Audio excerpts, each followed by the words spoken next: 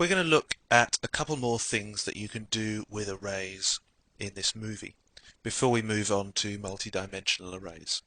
We looked at sorting arrays earlier on in this chapter, but we're only looking at numerically indexed arrays. When we come to sort an associative array, we have two options. We can either sort by the keys, or we can sort by the values of the associative array.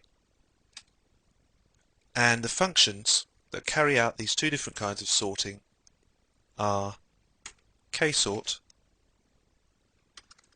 and asort. And asort will sort greetings, the array greetings, by the values rather than by the keys. So let's save our file and have a look. As we can see there,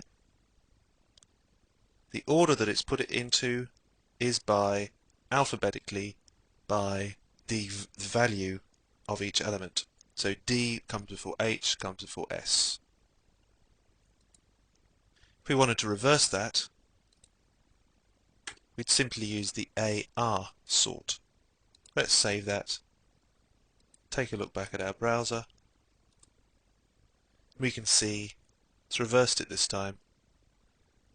S, as the latest in the alphabet, comes first, followed by H, and D, the closest to A, comes last. Now ksort, which sort by the keys, allows us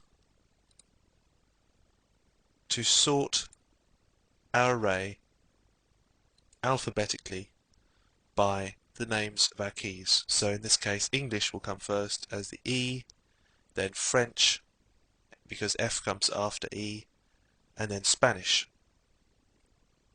Now, similarly, we can use krsort to sort our array reverse alphabetically by the keys. So Spanish would come first, then French, then English. I won't bother to show you that. One more thing I want to show you about arrays is how to add or to alter an element in an array after we've already declared the contents of the array for the first time. We can use the square brackets similarly to how we reference the array to add or alter to the contents of the array. So in this case, let's add a language, Bengali, and we'll put the value on the other side of the is set to operator. Ki khobor. So that's added a language. Now let's see what that'll look like in our browser. So it's added a language, added an element, and because we've used the ksort by keys, B, which comes before E, has been set to the first element. It works very similarly for a numerically indexed array.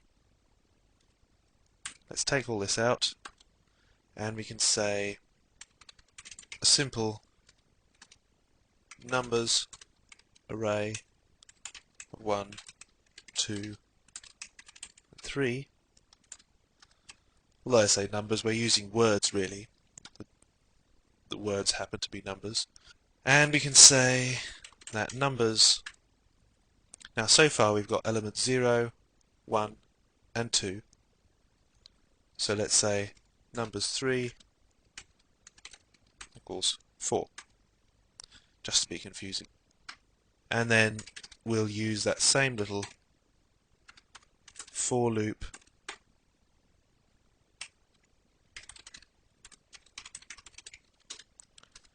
to run through our array and output all the elements.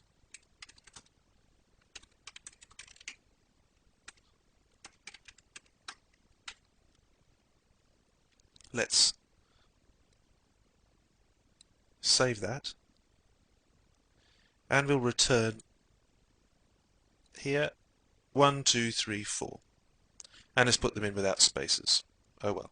But as we can see, we added an element here and it allowed us to add a completely new element onto the end of our array. So if we change this to element 0, what would happen there? Let's save our script, pop back to the browser, and as we can see, instead of adding the word 4 to the end of the array, it put it in place 0, and so we have 4, 2, 3. It's because we used the index 0 to specify which element we were referring to.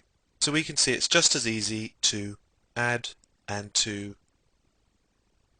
alter the contents of an array as it is to reference it using the square brackets.